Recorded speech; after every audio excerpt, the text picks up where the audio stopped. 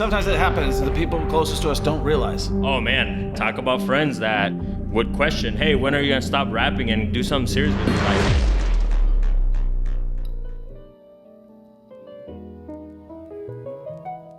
Welcome to the Troy Kearns Podcast. We talk all things real estate, business, and entrepreneurship. Today I've got a very special guest, somebody who I've actually been on their podcast, Billy Dha Kidd. Billy, what's up, man? Man, I'm super excited, bro. I've been looking forward to this. When you invited me, I'm like, oh, I'm coming down there, man. We ain't doing no Zoom or none of that. Yeah, that's awesome. You guys are somebody that I follow and somebody that I'm like, you have a very interesting journey. I'd like you to tell us about where you're at right now and how you got there. Yeah, so right now I have a few titles under my belt. Author, I'm a podcast host. I do real estate. I own a construction company. And let's see, music. I do music. There's a lot of stuff. You got some wicked rhymes. It's like this. It's this flow. I've listened to some of your stuff before, and it's like this. You've got this voice. Do a little bit for us. Yeah. Man, you put me on the spot like that. I love doing that. I love doing that. I did that. It's funny. I just released Gucci Chanclas, or Gucci Chanclas on my feet. Used to be broke, nice time to eat. Gucci Chanclas on my feet. See, I can't even. I love it, man. That's great. So it's funny. Gucci Chanclas is actually the new single I just released with Cap G, which is a very well-known artist out of Atlanta. He was signed with Atlantic, and he's done stuff with like Wiz Khalifa and all these big names. So it was actually cool. He stopped by in Lincoln, and we made a whole weekend out of it. So it was awesome. Right. So what got you started on this journey? You know, I think I would go back to, I'm originally from El Salvador, and so I would go back to that. My mom made the decision of bringing us over the U.S. illegally. And Perfecto. I would do it again, like that. Perfecto. I always like to say. Yeah, man. And I would do it again because it became home for me. Right. And now I have my family out here, and I just became a U.S. citizen, so it's blessings after blessings. But I like to trace it back to that. No running water, no electricity. I mean. In El Salvador? It was like a campsite, literally. Do you remember it well? Yeah. When did you come to the United States? 10 years old. So I was 19 years old. So you came here, you were as old as my kids are right now. Yep. So you had grown up, no water, no toilet, like stuff like that, yep. No electricity, and you knew that your mom wanted to find something better. Now, what does the U.S. look like for someone like your mother? Yeah, you know, it was uncomfortable, and I always trace back to that because that's been my life journey. Leaving that country was uncomfortable. Getting to this country was uncomfortable, but I truly believe. Yeah, seriously, right. Seriously, and not knowing the language. Yeah. Which that's a whole other story that I could share with you guys. ¿Habla español? Sí. Poquito. No, I'm fluent in Spanish, and I also think that that's also helped me in my contractor business because I'm able to communicate. Claro.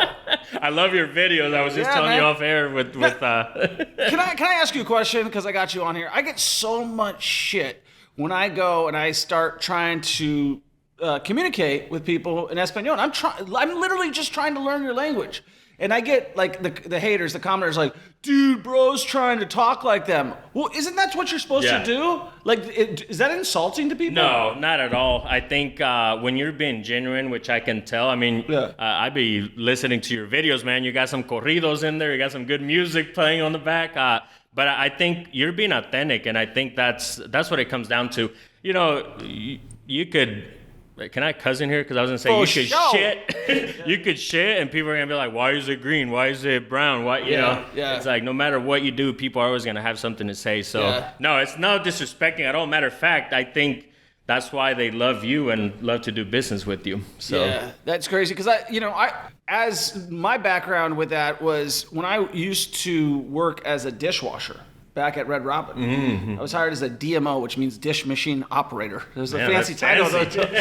But all the guys I worked with, I was one of the only white guys. And I was the only white guy that survived. And so it was always like, I couldn't say anything to these guys, so I had to ask them, como se dice? How do you say this? How do you say this?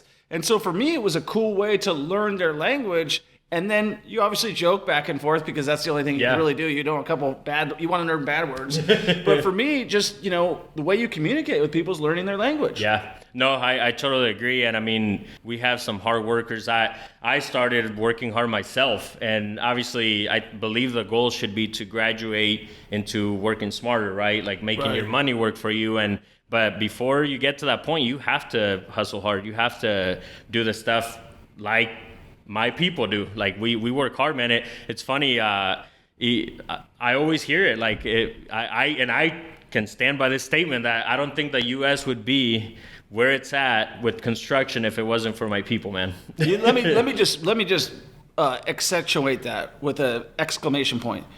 1,000%. If you go around and you look at every job site in America, I can tell you that Kansas City is missing a lot of Latin workers. In fact, if I had more Latin workers in Kansas City, I wouldn't have had to spend as much money building my house. Yeah. And let me just tell you something. Guys who have transitioned from the trades to hiring only Hispanic help, they swear. They're like, I don't know what I was thinking. Yeah. So if you want to be like racist about it, there's people who come to the country to work. They come here and they don't have the sense of entitlement that the people who live here have. Yeah. They've got a hard work. I came to America to make a better place for me, my family, and everybody. And their work shows it. Yeah. And all they know is hard work. That's like it. You can't, when it comes to hard work, like even with my music, with anything, I'm not the best rapper, not the best podcaster, not the best author. I mean, you're going to probably find some words in here, but you know what? Hard work beats talent, and that's what it comes down to. Tell me about the power of being uncomfortable, man. My goal was to make the sweetest, shortest book that I could for somebody that maybe hasn't even read any mindset books, we'll say, or any success books.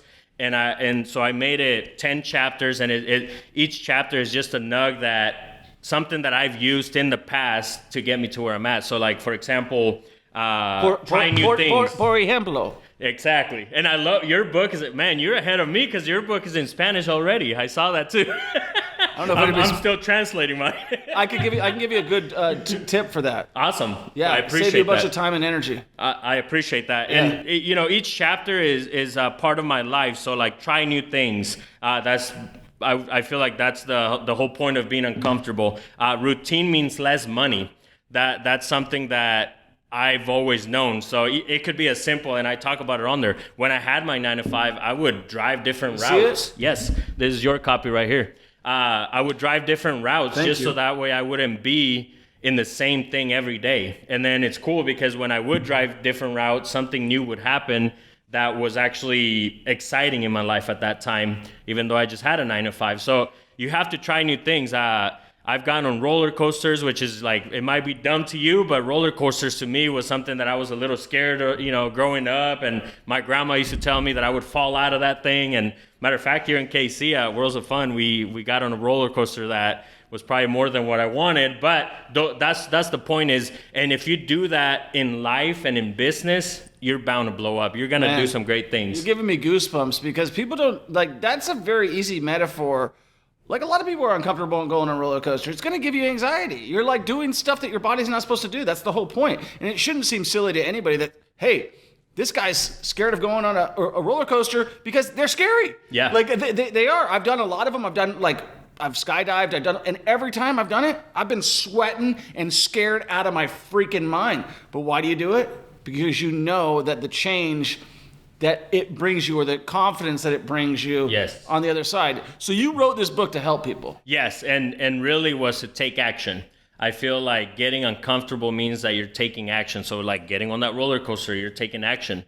Anything that you do, any business, when I wrote my first song, that was uncomfortable. I didn't know what the hell I was doing, but I wrote that song anyways. And then guess what? The more you do it, the better you get, so then you master that craft. And I've copied and pasted that in every business, in the construction world, the real estate world. Matter of fact, can I read this real quick? Sorry. Yeah, for sure.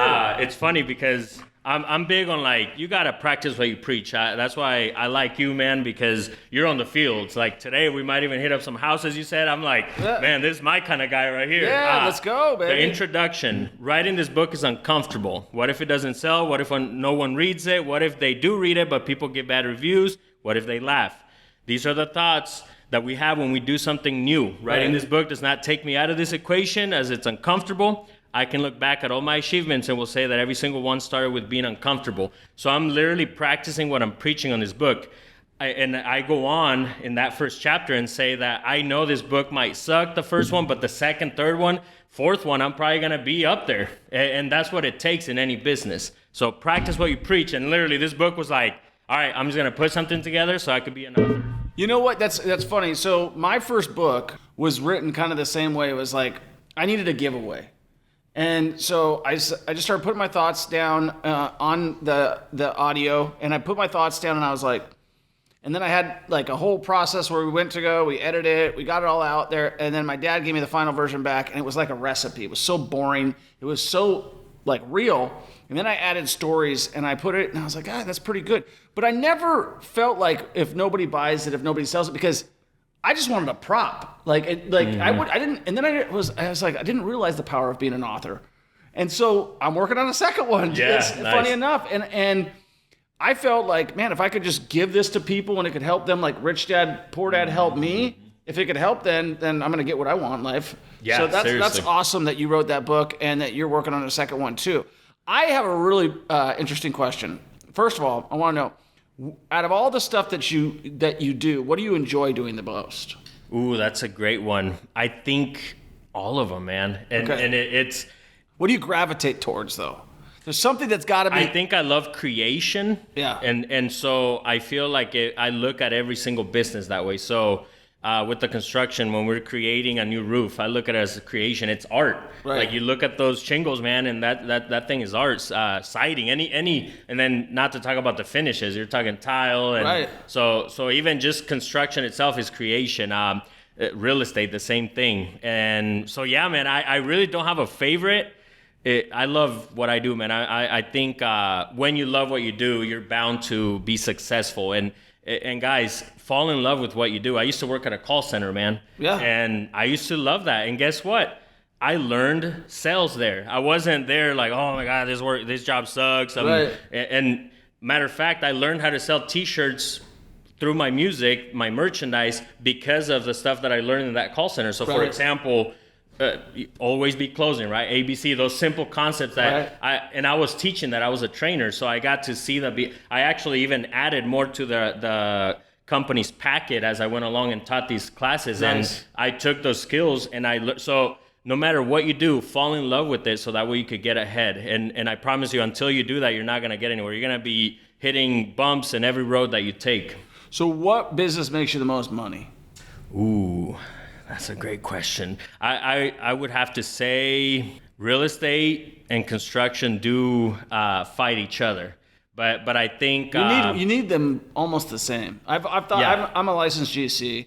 We don't do anything but for himself. But I always think like, man, if I could speak Spanish and we had a bunch of guys, we could definitely make a lot of money. Construction is a great money maker. It is. I think it is, and it's just funny because but see, I can't take away from even when I started rapping and I officially had my first CD, I would go and sell those on the streets. And you do the math. I mean, I printed 1,000 CDs to begin with, and then now I have like 11 something. I don't even know how many tapes I have in mixtapes and albums out there. You have 11 CDs. Yeah. Yep. That's crazy. And I used to have a van wrapped up. I would go and sell CDs. Like too shirts. Short. Yeah. You're like too short, man. What's your favorite word? but one of my favorite guys. I can't take away from that because I feel like it's all part of the journey. So learning how to hustle those CDs helped me get to that next level when I started the construction company. Doing the construction company helped me get to the real estate part. So I think that's why I just don't have a favorite. I just love creation. And so it's funny, I have actually my schedule set up to where I'm touching each business every day. And I think that's important. You have to structure your business. So Thursdays is my podcast day. Matter of fact, today is Thursday. Yeah, I was gonna say. So I think that same here. and Monday is usually the construction, real estate stuff, all the way to Wednesday. Thursday is my creation day with music or podcast, just creating that, all the way to the weekend. Now it doesn't mean that there's days where if Friday I have to go do something for the real estate stuff, I will. But I think it's you have to learn Time how block. to not be in your business, but work on your business, and that's It's a constant struggle, and I don't think if anybody feels like, you know, that's, oh man, everybody's got it figured out. easy. Nobody's Yeah. got it figured Yeah. out. Oh, yeah. And it's just, you're trying to get better. yeah. So before the show, you were showing me pictures of a house that Yeah. you're building, man. Tell me about that, because Talk about getting uncomfortable, man. yeah, let's talk about the whole thing. So first of all, what was the dream? Because I know you and your wife's in the studio right now. You and your wife obviously came up with this together. Yeah. And probably She actually drew it up on paper. She actually was the architect. we know who the bosses are. Yeah. Okay? You can, We don't even have to talk about that. yeah, that's No, but you know what's crazy, Troy? That the nice thing was that we were able to not just like we're building our dream house, but not just that, but we're actually choosing every single corner in there, and so it's even beyond what I thought was possible back then. And and we got land out there in Nebraska, so yeah, everything's just 20 acres. yeah, yep. Are you on a well or a city? Well. Yes. I couldn't get that. How much did your well cost? Oh man, about 20. 20,000. 20, Yeah. yep. But here's the deal, guys. He doesn't have to pay for. He could let his water go crazy. I wanted a well out here. I couldn't get one. Yeah. Like I'd rather pay that up front Seriously. and never have to deal with it again, because they're trying to get people off of water. Yeah. And they have fluoride in the water. Oh What's man, in- and actually, I appreciate your water, but this is It's not purified spring. water. I Yeah. know. Shit, I'm in trouble, dude. Once we went there, he's like, hold on. Yep. Thanks a lot for You're poisoning lucky me. I'm thirsty. No, but seriously, those are listening. Spring water is where it's at.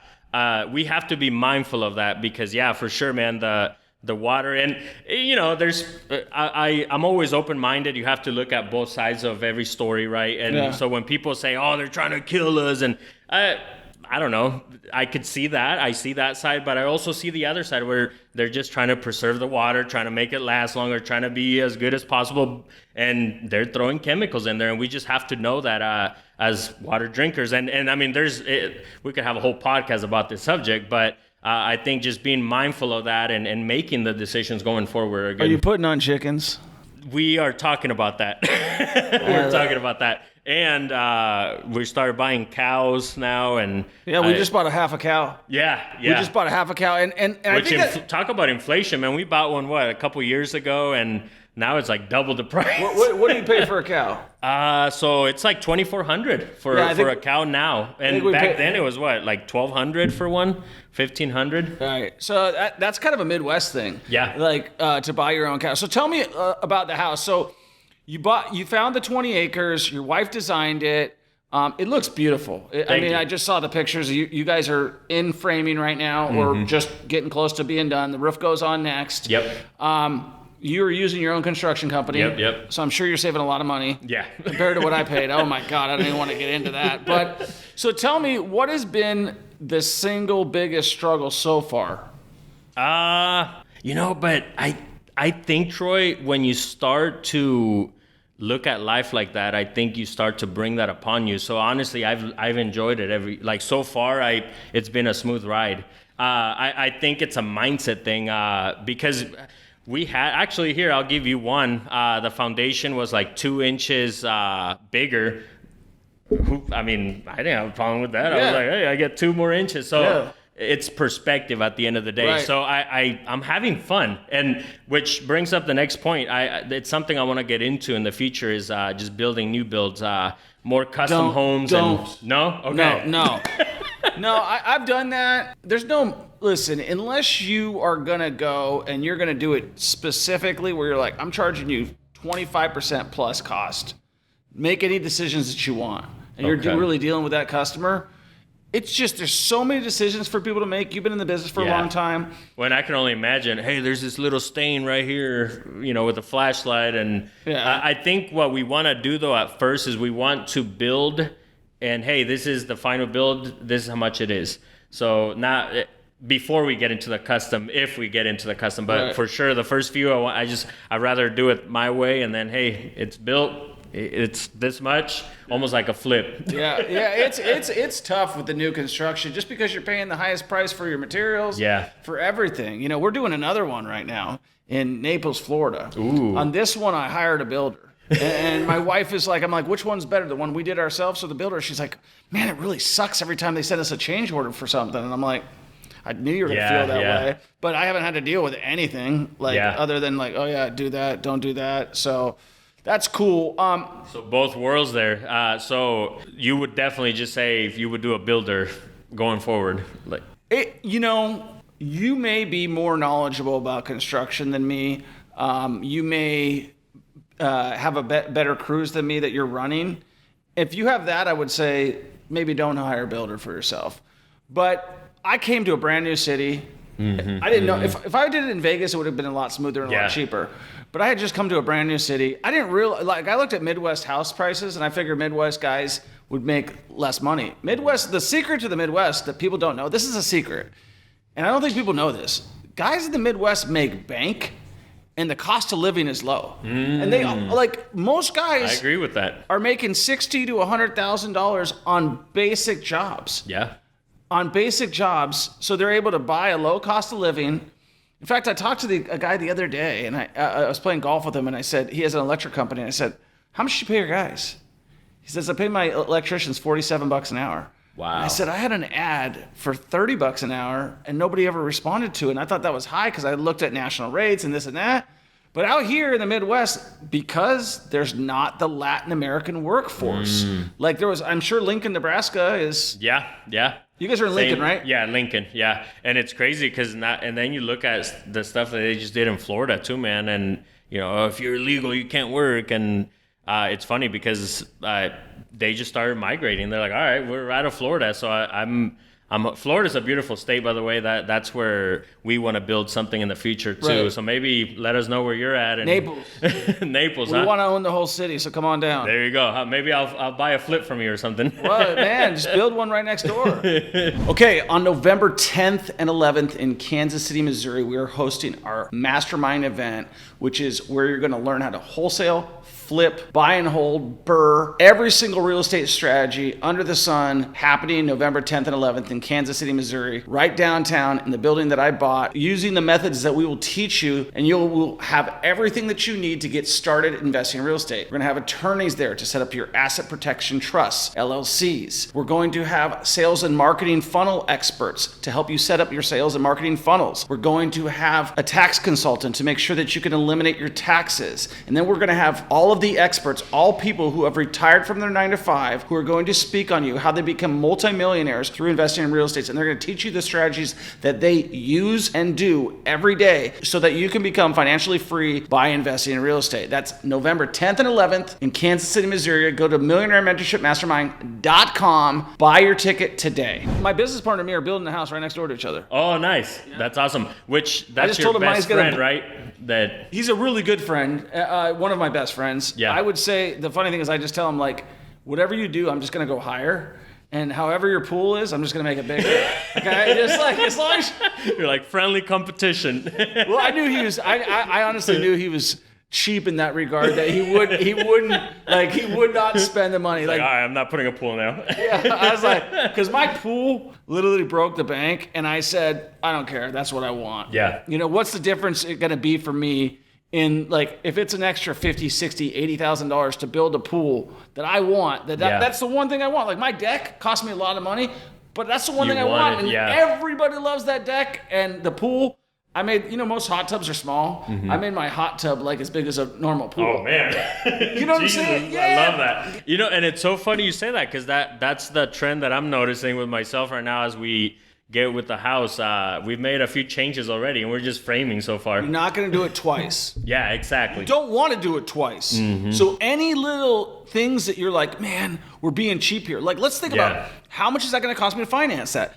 What is the consequence if we don't do that? Like, what happened with me, with my wife, was she was so uncomfortable with where our current living situation is, because we moved from Vegas, a nice neighborhood gated, to one of my flips in Midtown here. Oh, wow. And, like, people are knocking on the door. And you were literally living it, man. Oh, yeah. My students came, they're like, you're living here? I'm like, yeah, whatever it takes. Love it. And so I was like, at that point in time, I realized, like, stop paying attention to the dollars, Troy, and just make your wife happy so that your family could be happy. Yeah. And so I was like, just whatever. Like, she's looking at like $40 per square foot tile. I'm like, yeah, that looks good. Yeah, I like that. I love that. And I think it's a lesson for everybody. Like, what's the point of working so hard if you're not going to enjoy it?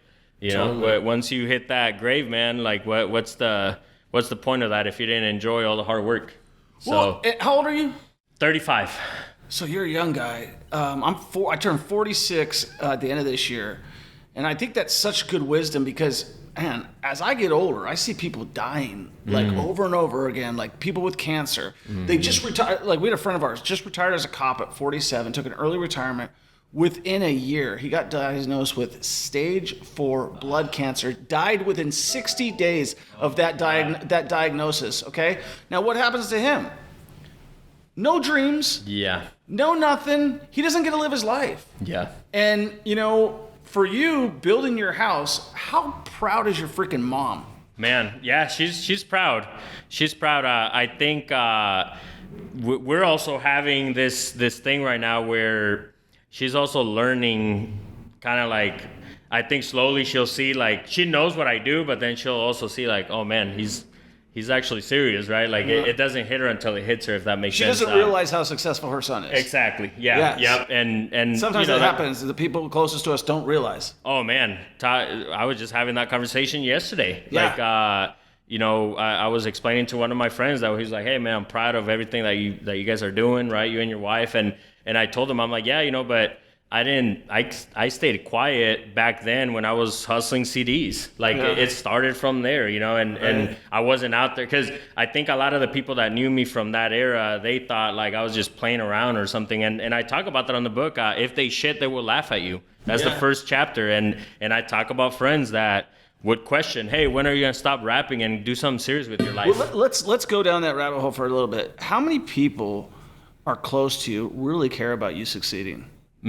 Like there's a lot of people that are not rooting. They're secretly rooting for your demise. And they might be disguised as a friend. Yeah. They might be disguised as a family member. Yeah. They could be disguised as a spouse. Yeah. You know what I mean? And there's secretly people that do not want you to succeed. Yeah.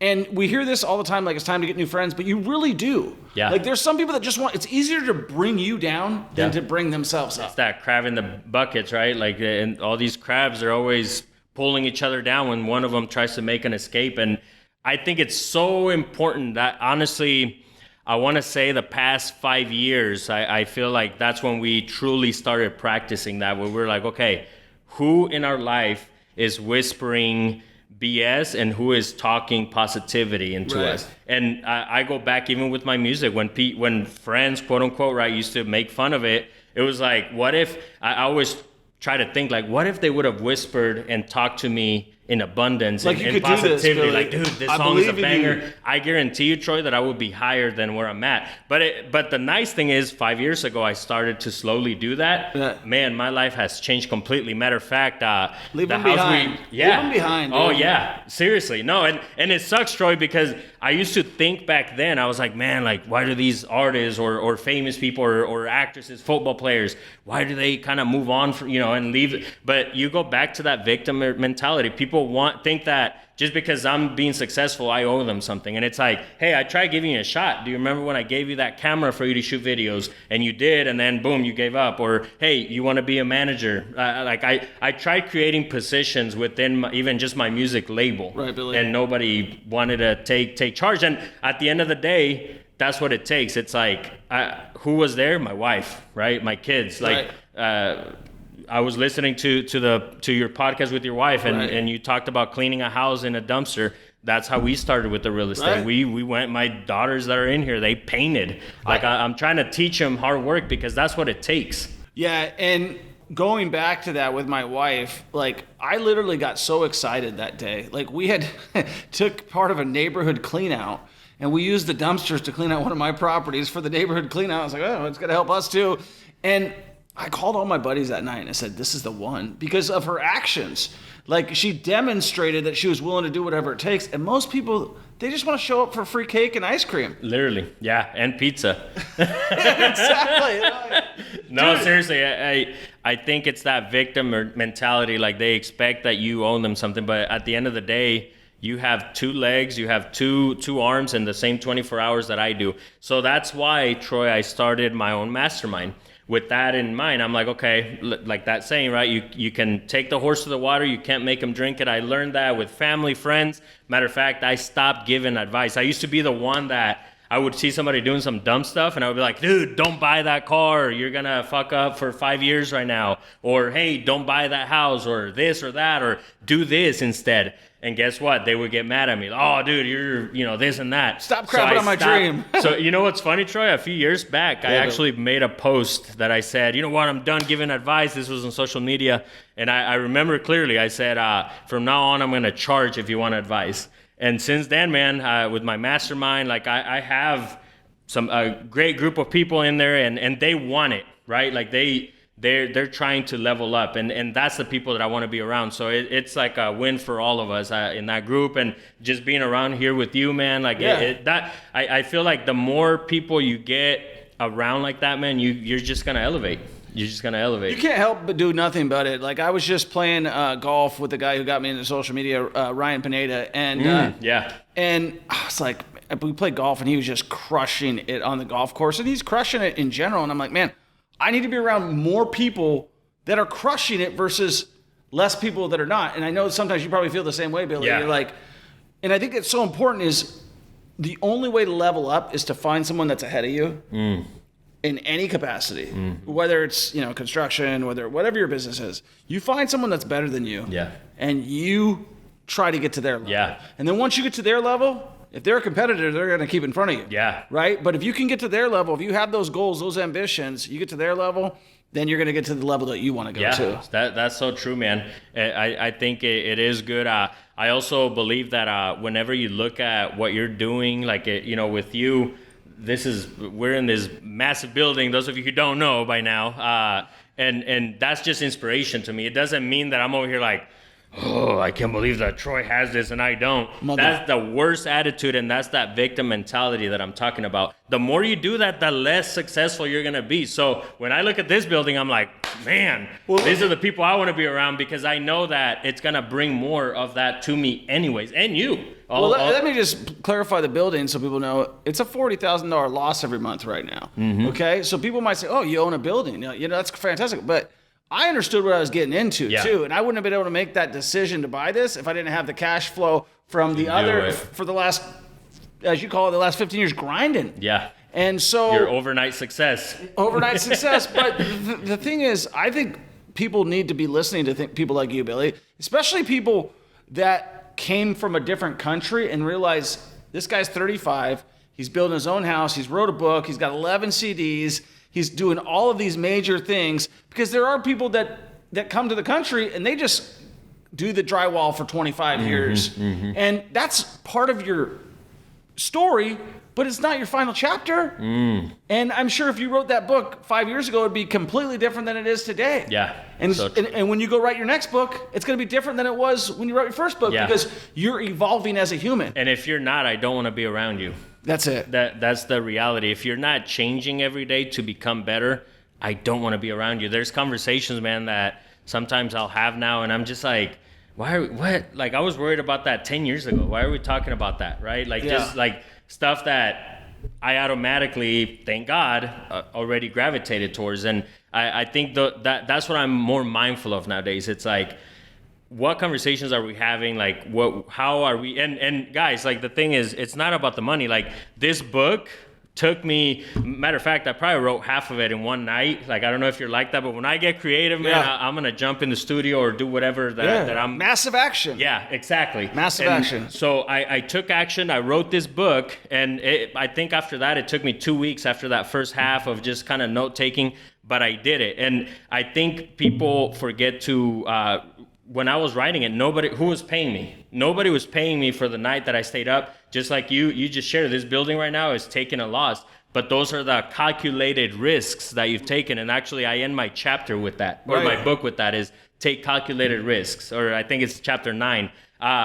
Take calculated risks. The thing is, you have to know exactly what you're doing. I feel like people have this perception that when we invest in something, you're like rolling the dice and you're like, I hope guys, you can calculate. Yeah, you can calculate what you want. So like when you built, I was gonna say when you built your house, it was during COVID, so it was crazy at that time. But you could calculate everything that you do. It doesn't have to be this crazy idea and then that you're gonna jump. Calculate it. So if it takes, like for example, Troy, I want a Lambo. I'm gonna have a Lambo. I could buy a Lambo. Why not a McLaren? I've been looking at those too. I'm kind of because I think that's my next car. I might switch, man. I've been looking at those. Let's go into that a little bit. So, like, I just to let you know, I never had owned a new car until I was 40 years old. I bought a Ford Raptor as my first new car, 40 years old, and then I bought my wife a new car, and then I bought a Porsche used Macan S, and I really love the Porsche. In fact, I thought like maybe I'd upgrade a Porsche, but I think, man. We only live once. Yeah. Right? Like, and I'm not like the guy who I lived once and I'm going to live right now. Like, I put the time in and stuff. And so, why do you like the Lambo? Because I was a Lamborghini guy growing up. I grew up with Lambos. Yeah. Why do you like the Lambo versus the McLaren? I think it's just a trophy that 10-year-old kid wanted. Yeah. You know what I mean? I know. You're talking to him. He's still here. When I was chasing the American dream, right? Like I think it's that trophy, but like I said, I could get it now, but that's not gonna get me anywhere. Like I know what I'm building, and if you can't buy it twice, which I think we could, but I'd rather invest my money in stuff that's gonna make me money. Like it's easy, just invest in assets. And I think we had a conversation about even with cars, you could rent them out, and you could like Turo, right? Yeah. Like there's so many ways nowadays, guys, that you just have to be smart. Like I have my Silverado, for example, that I use. My goal is to at least make a minimum of that for my construction company, which that's just more of like that calculated risk that I talked about earlier. Obviously, my company, thank God, it's doing way better than that, but it's at least covering that. And I think that's the way that you have to look at everything that you do. So even like right now, the house that we're building, we might look at some Airbnbs on the back, like a little cabin, and listen, we looked at that specifically when we built our house. We were like, we're not planning on staying in Kansas City. We can Airbnb this one, and that was the plan. Now, I will tell you that as me and my wife talk about it, and as our businesses continue to get better, I'm like, do we want to do that? And I always thought, like, I'm always going to rent out everything. Yeah. And I'm like, well, maybe we don't need to. Maybe that hassle and that money is not worth it. Yeah, that is true. That is true. Because we even talked about doing like a hall even for like quinceañeras and like weddings and all that. But that kind of got shut down real quick because we want peace at the end of the day too. And I think the older you get, that's what you look for. Your wife shut that down? It was both of us. She was in it. She likes the whole decorating and all. She's really good at that partying, which it's funny now that I think about it. She hasn't taken that, seriously. She's done a few side gigs here and there where she'll decorate. But no, I think it's just that peace aspect. I mean, it's beautiful out there.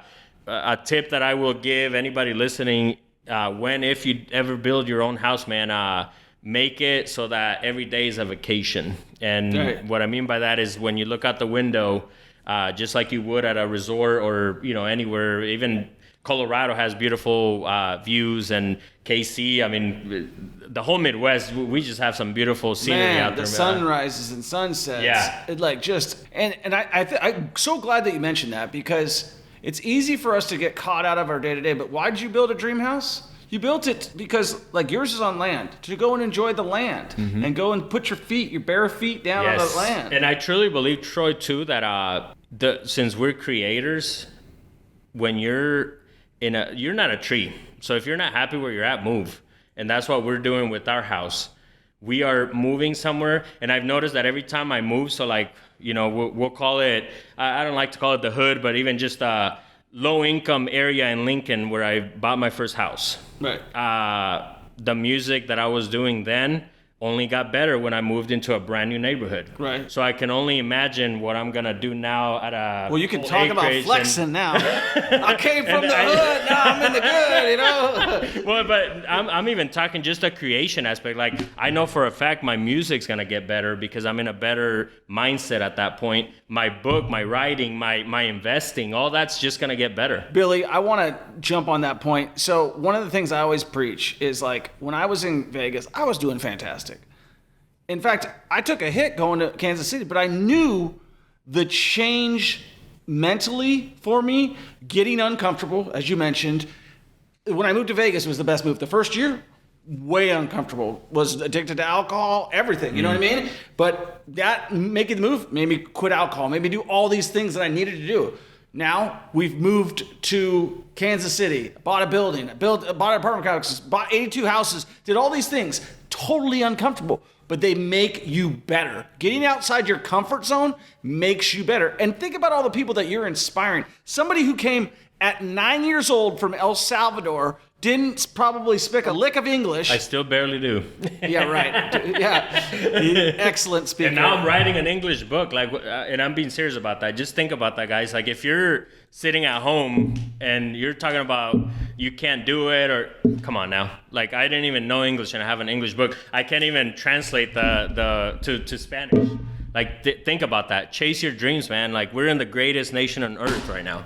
And so many more people need to understand that, because the reality is people are blaming, and they're relying on the politicians to save their lives. They're relying on policies to save their lives. The reality is, you are the American dream. I say that to people when I talk to them, especially when they're from other countries. I'm like, when you do all the stuff that you just told me to do, build your new house, create rap albums, all of these things is the American dream. To be an entrepreneur for your family. That dream does not exist in El Salvador. Mm-hmm. That dream doesn't exist in Mexico.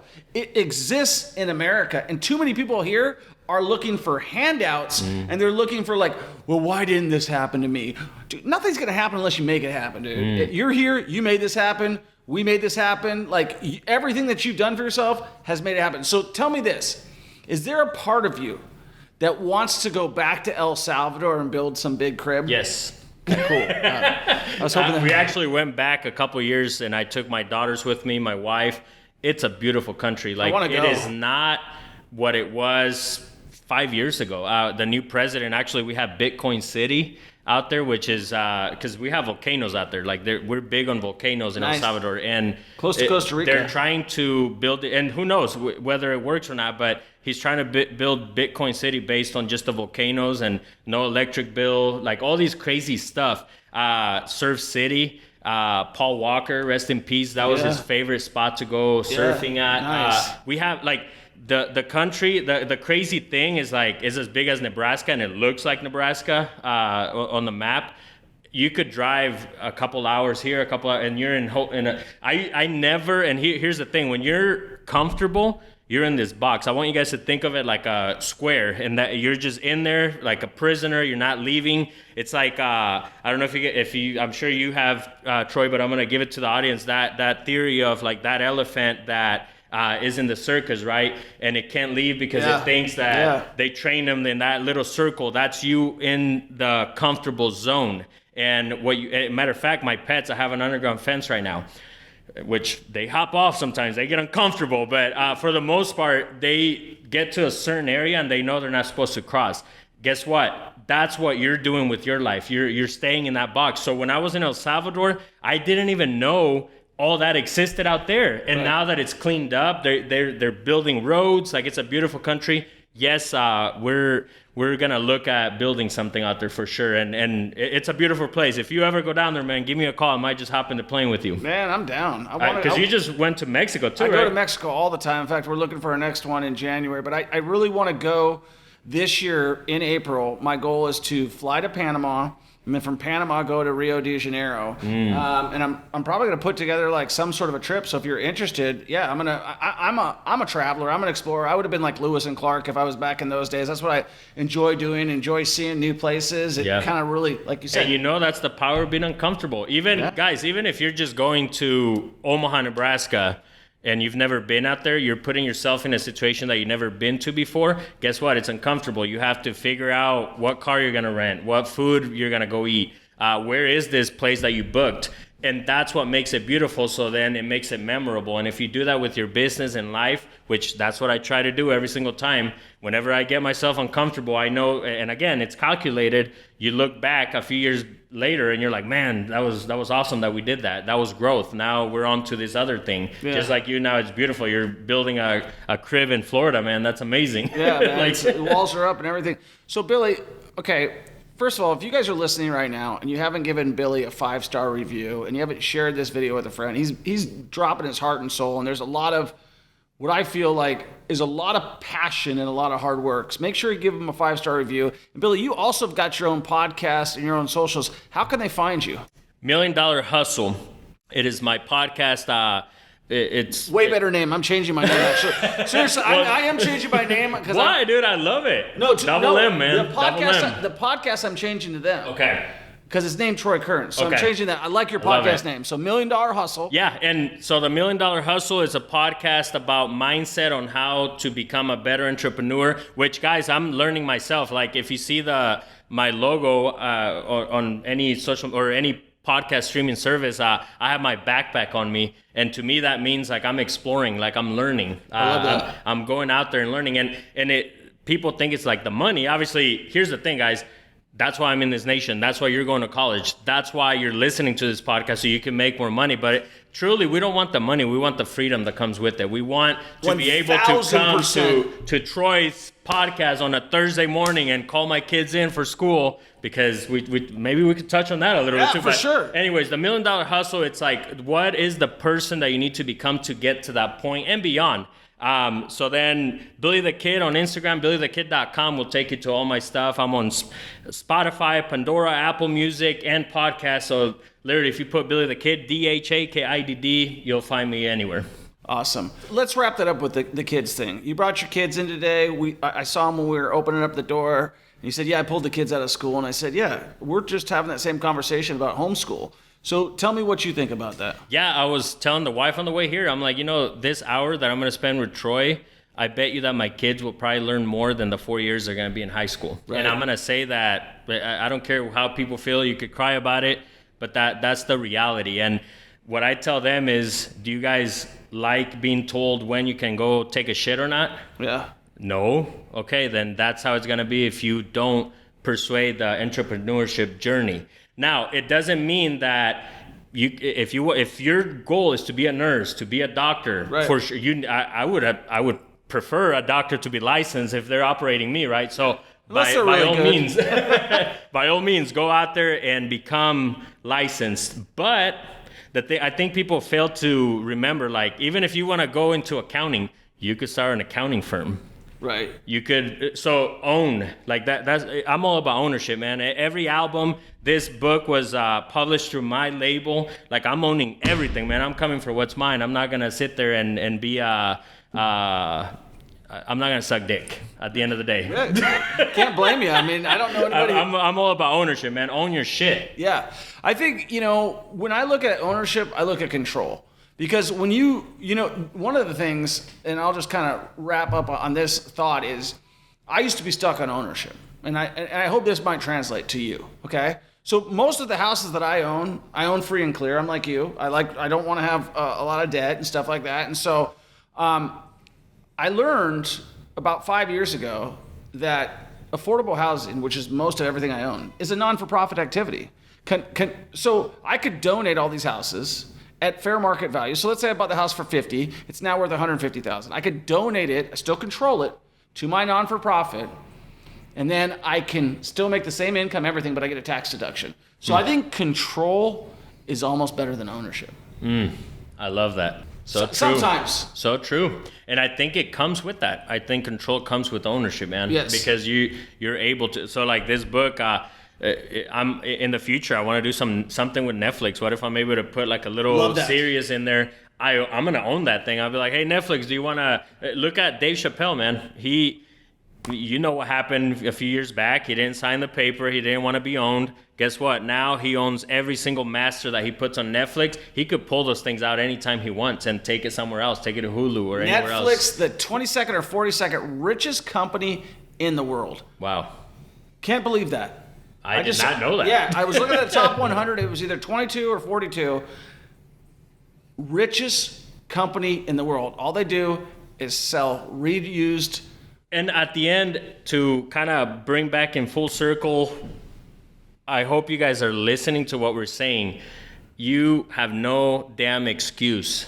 Go chase your dreams. Like, that's all we're saying. Like, we have all these internet, like, we're coming to you live on the internet right now. Yeah. Like, that's the ownership that I'm talking about. Like, you have no excuse. Oh, well, I want to be an actor. Go make your damn own movie. Yeah. Like, you want to be an author? Write your own damn book. Like, there's no excuses, and I'm tired of it. Go chase your dreams, man. Everything is possible. Just hustle. All right, guys. Make sure you subscribe. Make sure you share. Follow Billy on all of his socials.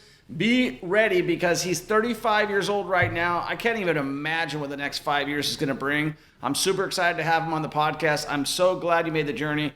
I can't wait to show you what we've got going on next. Thanks a lot. Appreciate it, brother. Thank you so much. Peace. Are you interested in investing in real estate, but you don't feel like you got the time to take a coaching program? I get it, right? You're busy, you're making money, and that's okay, but you want to invest with me because you're like, Troy, I like what you do. I see what you're doing. You're a real deal. Yes, I am. I'm an average Joe. I worked at Burger King. I worked at Red Robin. I started investing in real estate, and I started from absolutely nothing. And I will take you along with my journey, and you can get all the benefits, but you got to be an accredited investor. If you want to invest with me and you want to be a part of something great and you don't have the time, guess what? We're launching a fund that you can be a part of, but you got to be an accredited investor. And if you want to find out more about what that looks like, all you got to do is click the link and we'll show you exactly what that looks like. And guess what? If you're not an accredited investor, then you may down the road be an accredited investor. So definitely learn what that's all about and enjoy the podcast, and we'll see you on the next one.